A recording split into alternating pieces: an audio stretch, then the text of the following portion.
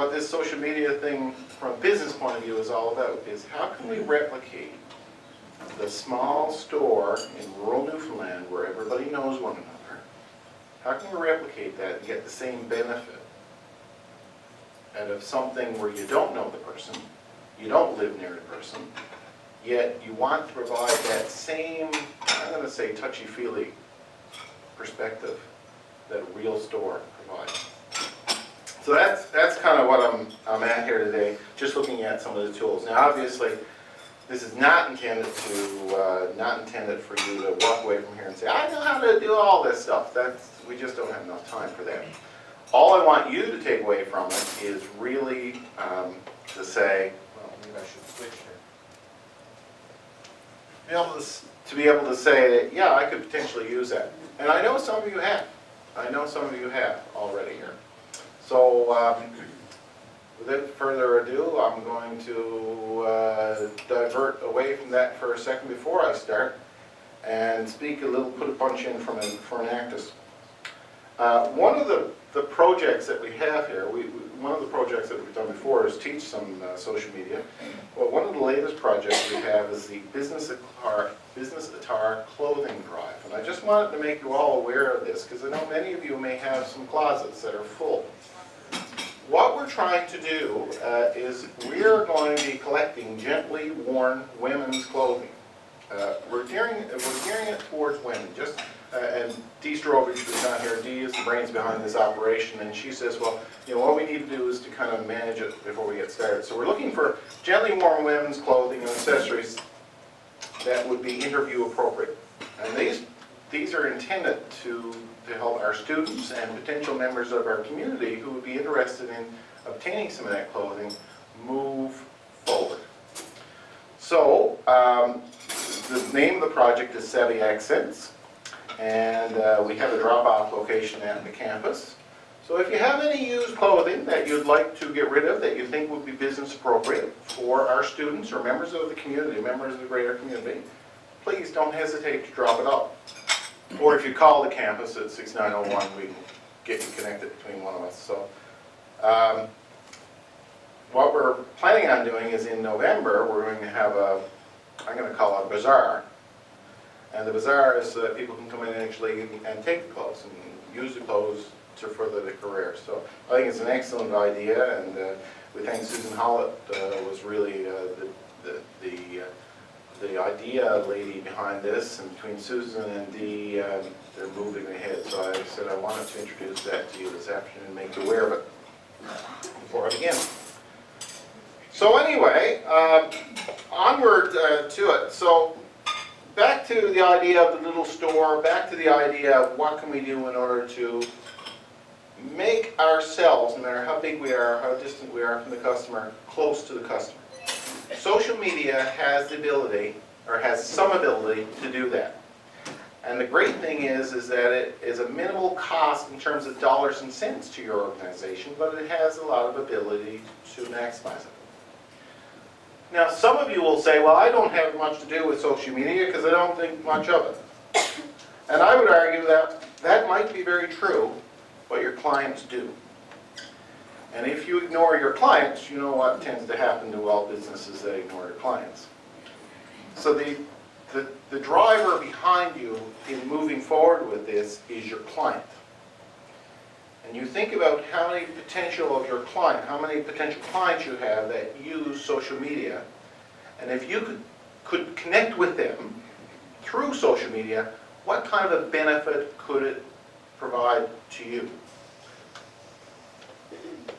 So, I'm having trouble between losing my mic. Maybe I'll do this. So first of all, we say, well, what is social media? Social media is a little different than what we'd normally be familiar with in terms of websites. You know, 15, 20 years ago, the big impetus was to build a website. Okay, great. The thing is with the website, though, is it presented a page. It was like a brochure. It was no different than this piece of paper here. It provided a brochure. And you can look at that piece of paper, but you can't ask questions about that piece of paper, or you can't, look for further insight from it. What social media does is allows you to see the piece of paper, ask questions about the piece of paper, talk to other people who are interested in that piece of paper information, and create a conversation. And really, if you look at social media is all about creating conversations to exchange information. It is in Adrian Power's father's store. That's what we're trying to do, to replicate that. If we look at it and the what's in it for me scenario, this is a report that was done in 2012 by Social Media Marketing. What they did say was, what is it that is in it for small business? Well, you'll notice that improved sales is way down here on the bottom. In fact, improved sales is probably the least in terms of the benefits. But what are some of the benefits that can generate those improved sales? Well, increased exposure, increased traffic, provide marketplace insight, generating leads, develop loyalty, improve search rankings, which is very valuable. I'll talk about that a little bit later. Grow business partnerships, and reduced marketing expenses. These are all the things that indirectly generate business for us and increase our sales. They're not necessarily bringing someone into the store and selling that loaf of bread. But it can make people aware that the store is there and the fact that this is what your store does. So that indirectly, you could sell more bread. Over the past few years, we've looked at social media grow a lot. Businesses strictly can choose not to deal with it, but you can't ignore it. You can't ignore it. And the business landscape and the opportunities that that business landscape provides you is something that I think you need to be able to say, at least I'm a little bit familiar with it, so I know what opportunities exist. If you're considering doing this as a business, there's no point for you to sit there today and say, okay, I'm going to do that, now I'm going to solve that problem, I'm going to put up a Facebook site. Wow, problem solved. No good to do it that way. You're just wasting your time. What you really need to do first is say, what do my business do? What do my business do? Who do I sell my product to? We call that strategy in business. That's the fancy word for what am I, what do I do, who are my customers, how often do I interact with my customers, what do my customers want? Once you've decided that, once you know that, then you can ask yourself, is social media something that I can use? And then further to that is, what type of social media should I use? Because it really depends on your client, the type of social media that will work. Okay? So, and look at these. This is all listening, defining, learning, engaging, controlling, developing, prioritizing, measuring. This is all the stuff that you guys are doing in your business anyway. There's nothing new there. There's nothing there. It is just a different way of applying the same concepts. As I said, you're back in Adrian Power's father's store. One of the other things we often do, and this is something the small store did as well, is I'm going to call it after-sales services, building community. And one of the things that we learned with Winter Games, for example, Greg, was that we could virtually build community online, especially with youth, during the Winter Games. The social media platforms got extraordinary amounts of use. And not only did it document what was happening and record it while it was happening, but it allowed students and the people to talk to one another, even though they may not have been there. So if I'm up in Hopedale and I'm watching my friend who's playing basketball in Clarenville, I'm not in Clarenville, but buddy, I know what's on the go in Clarenville. It's just almost like being there. So it provides that virtual. And that creates what we call a community of interest. And you've got to think about that in your business too. What is your community of interest? Andrea, for example, your business, the people that are dealing with that are people who are involved in jewelry and who like jewelry. That's the community of interest. So you got to think about what is that community of interest, and that's really the core of what social media is all about. Is this back and to and fro, back and forth, behind the counter type thing, and that's what makes it different than the website. It involves a certain degree of sociability. And it allows you to build your brand, and that's very important for a lot of small businesses. You could be a law firm. You could be selling Mary Brown's chicken. You could be anything like that, but you got to build a brand because people automatically think whenever they come to town, what am I going to do? And you want to be at the top of their mind. So how can you do that? Well, you're going to ask what your brand stands for, and again, what is the market you're looking for? And if you can build that brand, the brand is in the mind of the beholder. It's not your brand, it is how they perceive your brand. Okay? And that's something you can certainly do using some of the social media tools. And as I say, it's certainly different than a website. It has that two-way feature that certainly benefits. And probably the thing that I would argue most for you people who say, no, I'm not really interested in that, is measurability exists in the social world that may not exist in the other world. Packet here today? No? When was the last time you bought an ad in a packet for your business? How much did you pay for it? Town put one in a little while ago. It was $900 odd. Okay? How do we know who saw it? How do we know that $900 of your tax money was well spent? We don't. We have no idea with the newspaper. With social media, we know who saw it. We don't know that you saw it, but we know people saw it. We also know how often they interacted with it, meaning did they click on it. And we also know with one aspect of social media that we only pay, and this is the thing with social media advertising, if you want to advertise on social media, like a tool like Facebook, if you want to put an ad on Facebook, you don't pay for it.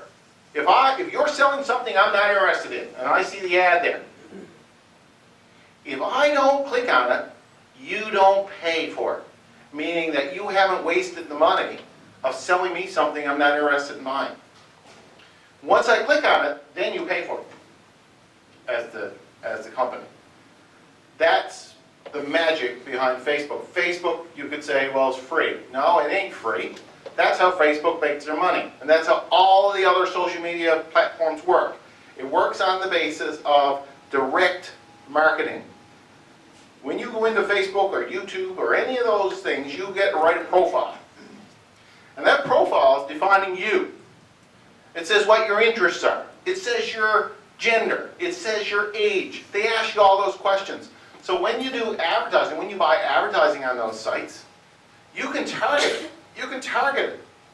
And you can target it to the weirdest of things. You know, the simple ones are where people live, how old they are. But you can go deeper than that. What are their interests? If I'm White Hills, I'm only interested in selling product or potential product to people who are interested in downhill skiing. With the social media platform, I can tell that you're interested in downhill skiing because you said you will see an ad for downhill skiing. If someone else has said, I'm not interested in anything like that, they'll never see that ad. So not only do you not have to pay for it if they don't click on it, they're not going to get to see it if they're not interested in it. So again, very fine targeting. So you have to be aware of these sorts of things in order to take the full advantage of the social media. You know, it's more than, and as I say, a lot of people just perceive this as set up a Facebook site or a Facebook profile. This is different than that. This is using those platforms as business tools. Okay, and you can do that by direct targeting and these sorts of things that allow you to get results and measure the results. So you know that the $900 you spent on the ad campaign reached X number of people, as opposed to you spend your $900 and you hope it reached X number of people. However, I keep comparing all this stuff to a newborn baby. Having had a couple myself, I know how hard it is that if you're going to go down this road, you've got to be prepared to invest in it. Okay? And this is a long-term investment. It's not, let's just throw $1,000 at it and get someone to do this and walk away from it. It won't work if you do that. Okay? It's like a baby. It requires constant feeding. And that means that you need to be prepared for that. So understand that this is something that is a long-term. Now, it's not tremendously time-consuming. However, it's like PowerPoint. I suppose it could be time-consuming if you let it. But, you know, if you can see the benefit, you can measure the benefit, and that has beneficial results for you, maybe it's time well spent. I just wanted to look at, in the second part here, to look at some of the platforms and just show you some of the things that they can do in brief. Facebook's a social networking service that lets you connect with friends, coworkers, and others who share similar interests and who have common backgrounds. We're all familiar with Facebook from the point of view of friending someone or something like that. But Facebook also works from a business point of view. You create a business page in Facebook, which is different than a profile. Okay, a page represents your company, and people like it, whereas you, the individual, is someone who people friend with. Okay, so it's a little bit different. Facebook business pages allow businesses to share content to Facebook users, which is the idea. And I'll show you a couple of local businesses here in a second who I think do a very good job at it. And Facebook advertising can be very specifically targeted, as I said. Facebook offers exceptionally good measurement tools, probably the best of all the websites. We've got some good examples here in Claremont. And the best business that I have seen, the one who gets my award for the most active in terms of social media, is Mercer Marine. Mercer Marine have a very good Facebook presence, And if you go on their website, I won't now, I thought I had it linked. If you go on their website, what they do is they put up every so often, and they do it very regularly, on the types of product they have coming into their store. So for example, this was Uggs, even though I haven't covered up. Uggs boots. Now, if someone likes Mercer's in their stream of material that goes by as they open up their Facebook, they're going to see Uggs. And it's not much different in the catalog, is it? But that person could also write and say, do you have it in size 11? And if Mercer's is on the ball, so they certainly do. Certainly do. Come on down. Or the other thing that what Mercer's will do, it will drive people. Not only it has a little map that says where Mercer's is, because if I'm in Buttons, I have no idea where Mercer's is, but I can go on here and find out where it is. And it tells me to their web address and these sorts of things, and it can link to all those important things. So not only can I create a conversation, but I can also get information that would normally be relayed in a website. And it works with the website, by the way. It doesn't replace the website. It helps work with the website. The other organization, and again, our Enactus team has done a lot of work with this, is White Hills. White Hills has 4,131 likes on Facebook. That means every time White Hills sends out a message, up to, I'm not saying that everyone's going to do this, up to 4,000 people can see it. Now those people who signed up to White Hills are interested in skiing. They wouldn't have signed up if they weren't interested in skiing, right? So every message is more or less targeted right after that.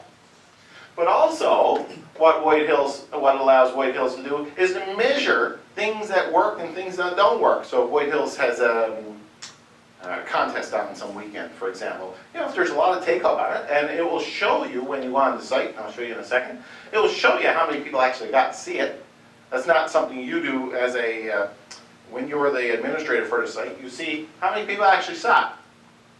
It will tell you how many people actually acted on it, these sorts of things. So again, it gives you a good measure of feedback. I run this site here, Our Town Clareville, not to be confused, I'm always a little bit concerned. Lisa Brown and I started this first time we were on council. We started the idea because the issue in Clareville has always came up, we don't know what's going on, the typical thing. So we pitched upon this idea and we created a Facebook site that has really, I've been feeding this for the last 5 or 10 years now. And it allows us to tell people what's going on in town. And that way, if people are part of it, they know. And it helps build community. Over the Edge, too, they have a pretty good website. Again, a Facebook site, again, geared to people who are interested in biking. What better way to talk to a consumer? Again, it's like walking in Adrian's father's store. People who are interested in that will get that information. So it's a direct connect. Now, Facebook only works because Facebook is like a conveyor belt. Everything drops off the end eventually. So you got to keep feeding it, but it has a great opportunity, if you keep it fed, to create that constant contact. I just wanted to show you Twitter as well. I'll get through the material and then I'll show you some examples here. Twitter, a lot of people don't understand Twitter, and I think business actually would probably be a little bit more comfortable with Twitter than Facebook. Facebook has this kind of, negative, it got a bad rap. Twitter, however, is a tool. It's called a microblogging site. Effectively what it does is allows you to write a little blurb that's less than 140 characters long. So you're writing headlines. You can consider it as no different than headlines. And Twitter is easy to use and easier to share. And you said, he told you to turn off your cell phone. I'd almost tell you to turn it back on again. But Twitter works really good with the cell phone. Okay, so that means the good thing with Twitter is it gets delivered right to people's pocket. Now, I don't know how many kids you guys all have, or how many people, but and I shouldn't say kids because that's being biased. I bet you how many of you here today, don't have a cell phone with you right now? Don't. I rest my case. Okay? If you can get it directly to people's cell phones, everybody got a cell phone. Jason's a Luddite. Okay. Yeah, but anyway. Well, that's network, Paul. Oh, you're on. Yeah. You're at network, yeah. But, you know, if you can get stuff directly to people's cell phones, that's direct marketing as a tool, as best. Now, Twitter is easy to use, it's not complicated in terms of how it's set up and these sorts of things, and all you need to do is have something to say. Twitter, too, is real time, like most things. You can get information instantly on Twitter. Bill Bailey, I give it to Bill. Bill's really good with Twitter for our ski club. You know, Bill goes up on the groomer, right? He's driving the groomer. And Bill takes a picture out of the groomer cab, and he says, some good skiing this morning. So I get up at 7 o'clock in the morning, and we sit down, and we got the laptop or the iPad going there, and I said, gee, Bill's in there. Look how nice it is in the woods. We're ready to go. Now, what a powerful tool, because instead, the stuff you've always wondered, you know, 10 years ago, we were wondering, well, what's it like? So I called Greg. Greg says, I don't know. I haven't been in there. So now, right from the horse's mouth, the cab of the groomer, I can see what it's like up on Lindell's Lookout and know that I've got a great day ahead of me. And we can do the same thing with White Hills. You can do the same thing with your business. It's a wonderful tool. And it's a very visual medium, too. Anything with pictures draws people's attention. So if you got a visual medium, like you got a new piece of jewelry or anything like that, you know, it gives a great opportunity to promote that. And as I say, it's a great, and the advertising, in terms of the traditional marketing of Twitter, you can pay for what's called promoted tweets. And what a promoted tweet is when someone starts up their Twitter, and it looks almost the same as Facebook in terms of the way it works, you'll notice that there are some what's called promoted tweets, and that's companies have paid to put their feed in your Twitter. Now again, when you set up a Twitter profile, you tell them what your interests are. So I won't see on my Twitter feed, I will very unlikely see an ad for women's, I don't know, whatever. Because I probably haven't indicated that in my profile. My wife probably will, right? So again, it directs depending on what your interests are. Again, we got lots of good local examples here, and I'll hold up Town of Clarenville here as a good example. You know, the Twitter feed, I have to admit that it's been a little lull because we don't have an economic development officer, and that's something that's changing. But there are 1,373 followers to the Twitter feed of the Town of Clarenville. Now, if you've got a snowstorm, an Igor, a Gonzo, anything like that, what a way to get information out to people. And we've always talked about that from a town point of view. You know, how do we get information out? Well, here's the way to do it. Now, you're going to say, well, people aren't interested in using Twitter. That's true. But it's not a replacement for traditional means. It's a supplement to traditional means, okay? The packet, very good at it. Why do I need to buy the packet anymore? Because the packet stories are posted out to me. And you know what? My phone, I got it set up so when the packet sends out a tweet, my phone goes ding. And it does with the Town of Clarenville too. It goes ding. So I know Twitter's come out. So it's not a matter if I got my phone with me, which is not all the case. I leave it in my office at work because I don't need to dig it in the classroom. But you know, it is pretty up to date on what's going on. So, and White Hills, you know, you can send out updates, as I say, with Bill's case in terms of running a groomer. Here's one that is probably the least well known in Clarenville, and that's LinkedIn. And I just wanted to show you that because LinkedIn is a Facebook for professionals, I'll call it. Facebook for professionals. I would encourage you and your small business to get on LinkedIn. Not very many Clarenville companies are, and I find that odd. You know, Nancy, you're always talking about the idea of businesses getting connected, right? And the idea of suppliers and supplier services, and I know Jeff has been at it too when you were with the board, Jeff. The important for our local businesses to be able to connect with the Hebrons of the world and things like that. Well, what LinkedIn allows you to do is your company is to get on their radar, at the very least. Because I know Ina sent out a note there last week, you know, are there any, what was it, Ina, you were looking for? Fiberglass tanks, right? Fiberglass tank firms. Well, when you set up your LinkedIn, you can put all that information there for your company. You can put all that information there. So if I'm in St. John's, if I'm Hebron or whatever, I'll just do a little search on LinkedIn for companies that do fiberglass tanks. Clarendon, voila, comes up. You know, it is that magic database that we talked about. So that's from your company's perspective, setting up a LinkedIn account. Not overly complicated. You go on, YouTube will show you how to do it. It's not overly complicated.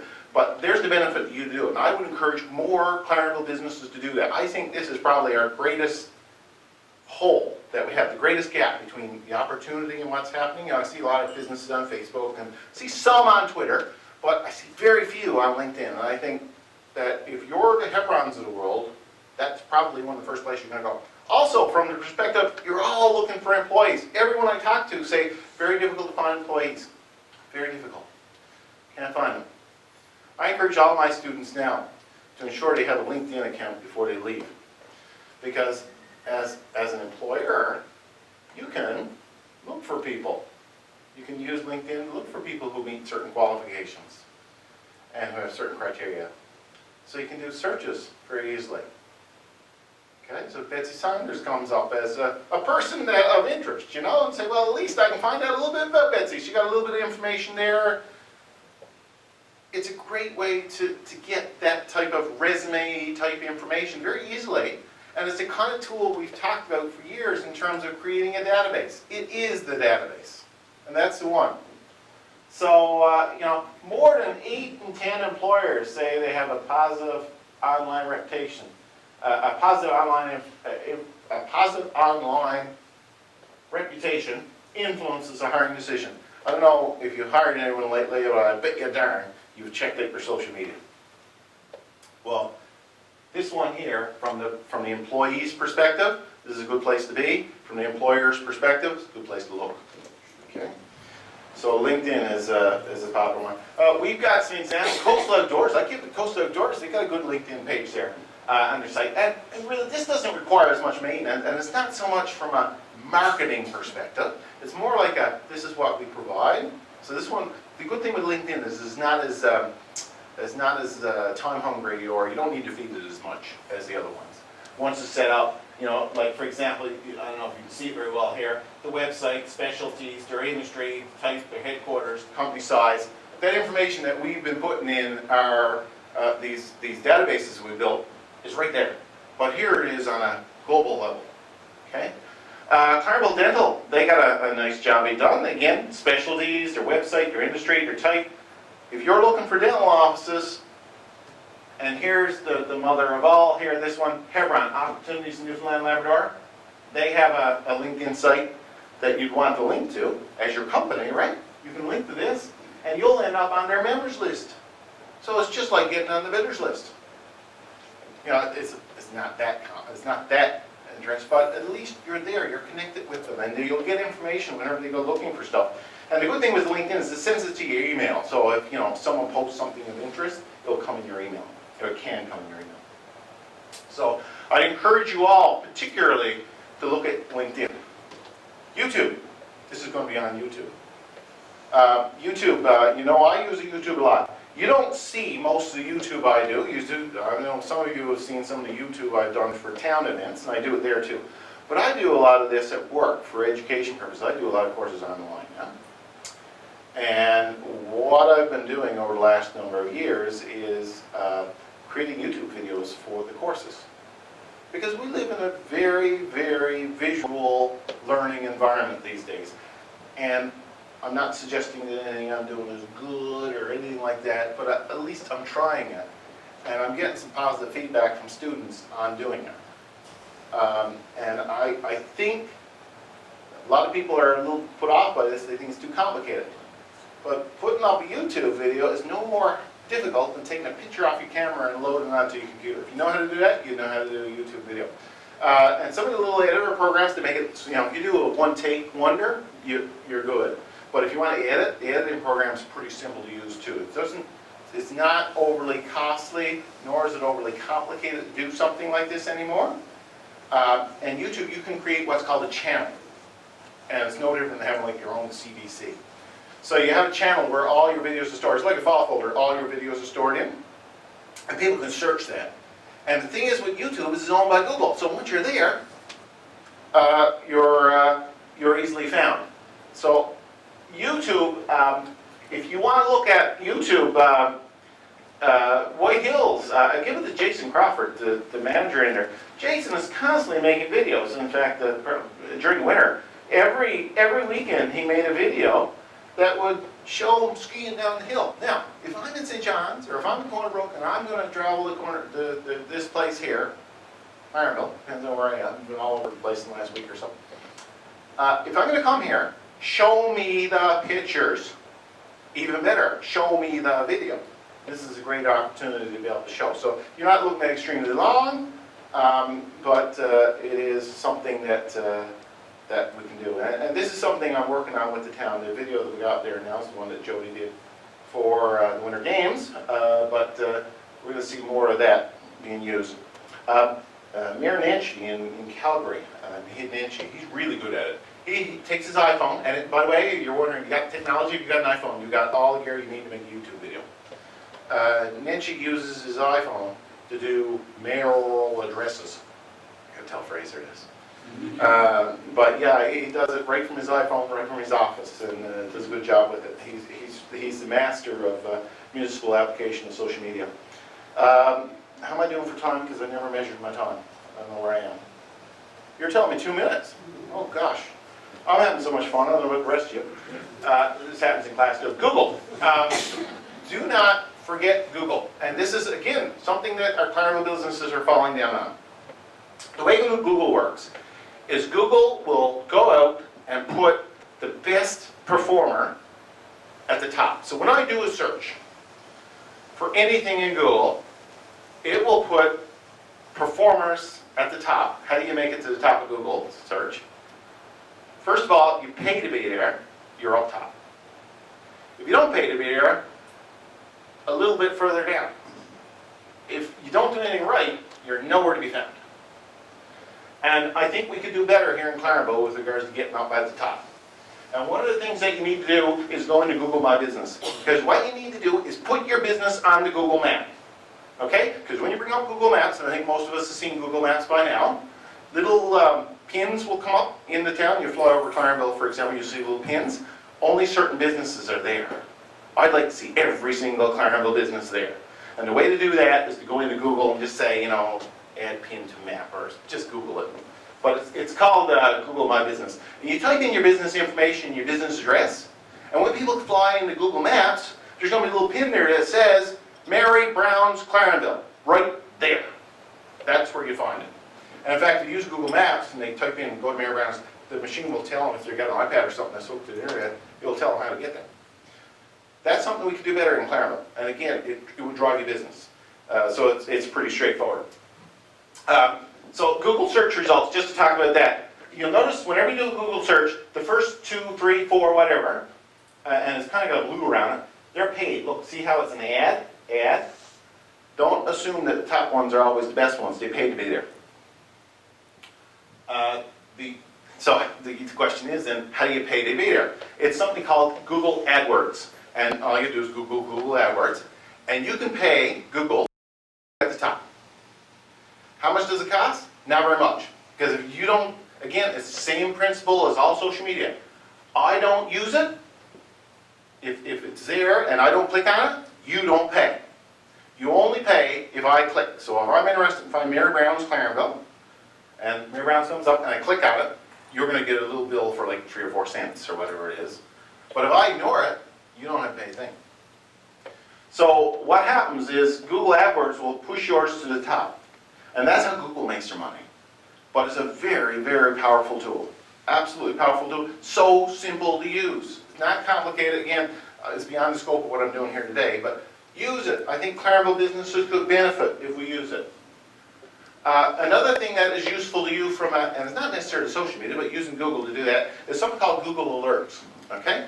You can go into Google Alerts, and I've got Claremont set up in Google Alerts. So every day on my computer, I got one at work and one at home. Every day, anything that's written about Claremont comes up on my computer.